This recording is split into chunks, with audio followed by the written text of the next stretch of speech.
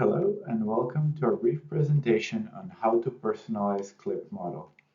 In this paper, our goal is to demonstrate a simple and effective way to fine-tune CLIP so that it can be used for retrieval with compound queries.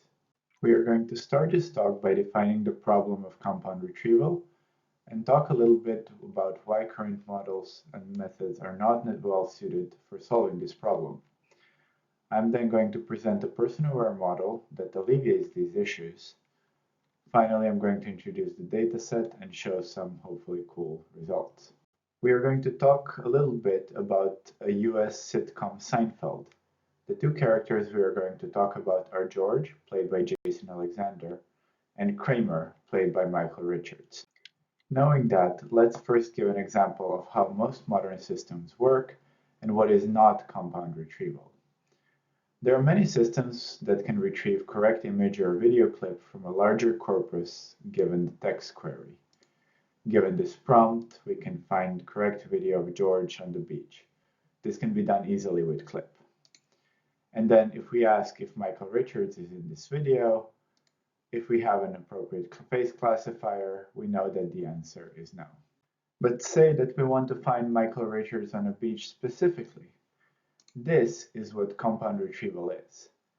Unfortunately, it's also something CLIP is not good at.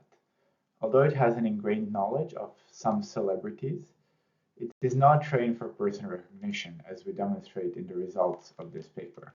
We can extend this issue to a general problem of what if your model, such as CLIP, has never seen Michael Richards. If we know how he looks like, or if we have a picture of him, it should be easy. But it turns out there are not that many models which can be prompted by multiple modalities. Most models, such as CLIP, are trained to match text and visual embeddings. In other words, there is a fixed text input and a fixed visual input. To show how to fix these issues, I'm going to present a person-adaptive CLIP model, or CLIPAD as we call it. We start by using CLIP by Radford et al., which is a powerful embedding model with two separate streams: text used for queries and image used for keys. It is trained to match these two embeddings on an enormous dataset. We use it as a backbone for our own model. Specifically, we adapt it to take images in addition to text as queries and videos instead of images as keys. And this is our model in more detail. Instructing CLIP to take images as queries is not trivial.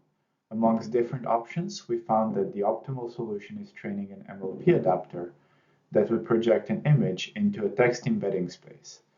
Essentially, we are making CLIP consider images as spatial text tokens. Also note that we average pooled the embeddings from video frames produced by CLIP image model to form a single video level embedding.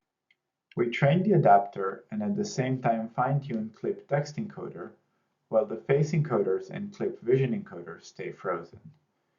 We follow CLIP trading procedure closely by using within batch info and CE loss to make the model pick the correct face out of the batch and train it on VGG face and VGG face 2 datasets. During training time, we pick at random if we are using the name of celebrity or their image. Note that the query images are held out from the remainder of the data. The purpose of this training is twofold. First, to make the model be able to recognize as many celebrities as possible. And second, to be able to recognize the celebrities from their images alone. And to evaluate our model, we create a new benchmark for video compound retrieval that we call Celebrities in Action. In it, we try to retrieve celebrities doing particular actions in a given scene. It is built on top of two existing datasets, Hollywood 2 datasets containing 12 action classes and 10 scene classes, which were annotated in over 3,000 video clips from 69 movies. We also have videos taken from High5 dataset with 4 interactive action classes and 18 automatically annotated scenes, where 10 overlap with Hollywood 2. It only has 170 clips, but they're taken from 5 different TV shows. Once we gathered our videos, We run the automatic annotator by Brown et al. To get people annotations from the videos. On a high level, the annotator detects persons and assigns them identity from the database of the actors from that film or TV show. Finally, we select the subset of the data and inspect it manually. We also inspect examples where the annotator had low confidence and either manually relabel them or discard them. We also discard all the videos where there are no people detected. In this slide, you can see the statistics of the dataset. Note that the training set is really small, which means that this dataset is mainly meant for evaluation purposes. In this slide, I give a few examples from the dataset, including the queries in the bottom.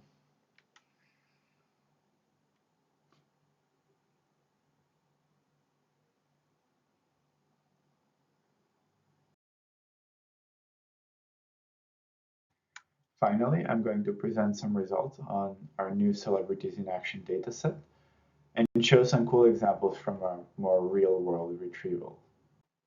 We show the results on Celebrities in Action dataset with person doing action, person in place, and person in place doing action queries. We compare our ClipPad model to a zero-shot clip and another modern video retrieval method. Our method performs better than the benchmarks in every setting. Note that the actions and scenes are always given as text queries. We observe that for our model, using an image as or in addition to text for the person query helps a lot in every retrieval scenario.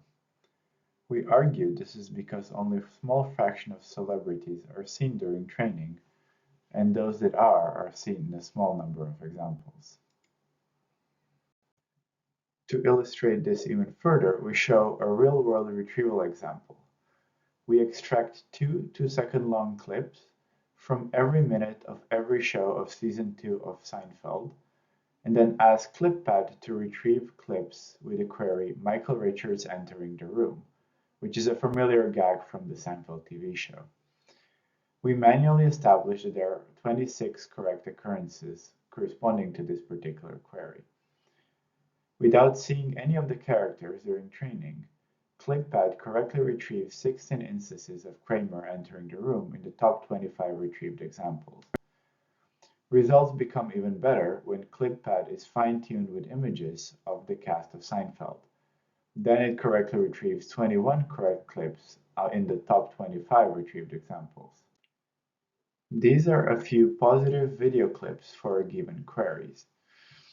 The one with a green border have been correctly found by our model in the top 25 retrieved examples, while the one with the red border is a false positive.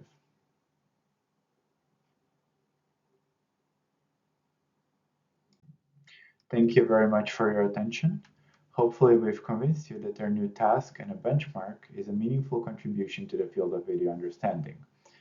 We hope to expand this work further by increasing the dataset size, given that the annotations are largely automatic, and we hope to explore this clip querying technique further by extending them to different modalities such as audio. And in the end, we leave you with a few video clips that ClipPad correctly retrieved.